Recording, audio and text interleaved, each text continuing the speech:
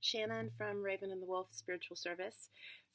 So, okay, crazy real talk. I was in the gym parking lot not too long ago, about 45 minutes ago, and I was kind of given the information that I needed to turn around and go home and make this video. So, yeah, I missed my workout today, so I can do this. So, hi. Okay, anyway, let's get right into it.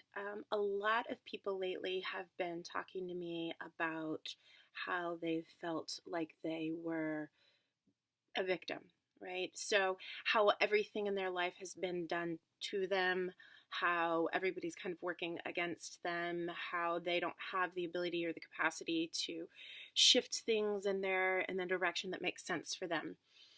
So I'm here to lovingly say stop. That's what this video is about. It's kind of a little bit of a loving kind of spiritual talking to, if that's how you want to kind of look at it. So here's the thing. There are two ways to look at this in your life. And the first way is the way we just discussed, that you are a victim. Right? And the second way is to understand that though we may have been victimized in our life, it is our choice on whether or not we want to sit in the role of victim. So what does this mean? I know there are a lot of people who have experienced really, really traumatic things in their life where they have been victimized. They've been victimized by somebody who has attacked them sexually, emotionally, spiritually, physically, all of these things. That is very, very real and very present. So I don't think anybody wants to take away that experience or to say that that experience wasn't unbelievably challenging, traumatic, life-changing, life-altering, anything like that. We can't, unfortunately, shift those things, right? So what other people choose to do to us is what they choose to do to us. Free will is a thing.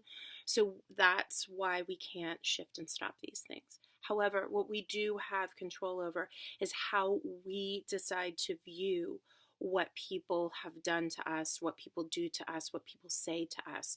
We are the ones that are in control of our reactions.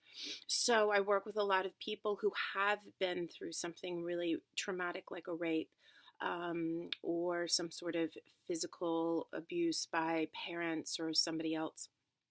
And we talk a lot about that. One of the number one things that people really struggle with in these situations is feeling like they're out of control, that they've had their control taken away from them.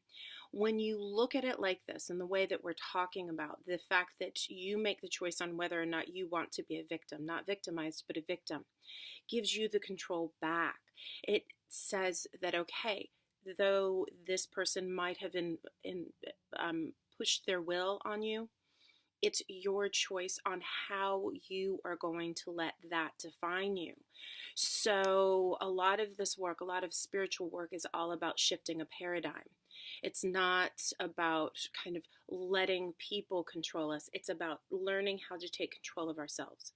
So when you come to that space where you feel victimized, like a victim at all, take a moment and say, okay, do I want to be a victim? Or do I understand that I might have been victimized, but I want to take control of that?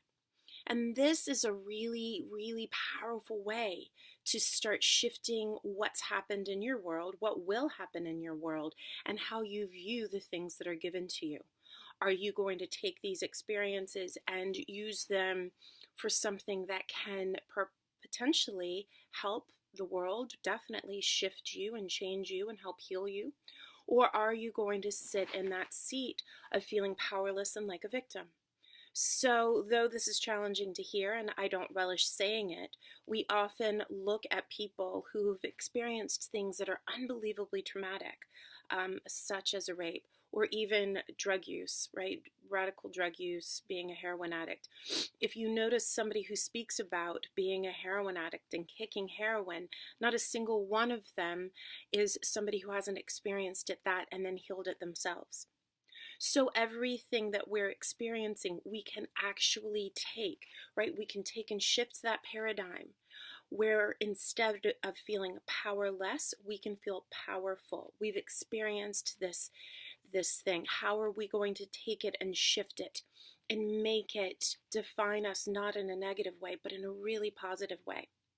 So the next time you're tempted to do this and blame someone or feel like you are the victim because of somebody's actions, stop for a moment, look at it clearly, and make the choice to take the power back.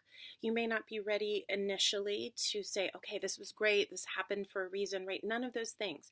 And that's not what I'm asking you to do. But what I am asking you to do is to take the time to not allow that experience, somebody else's lack of awareness and need to heal, define who you are. So even if you're going through something really, really hard right now at this very minute, feel the feelings, feel what you need to feel, but know that taking your power back is just a paradigm shift away. And how you then move forward with that is up to you. But this is the number one, the very first step in healing.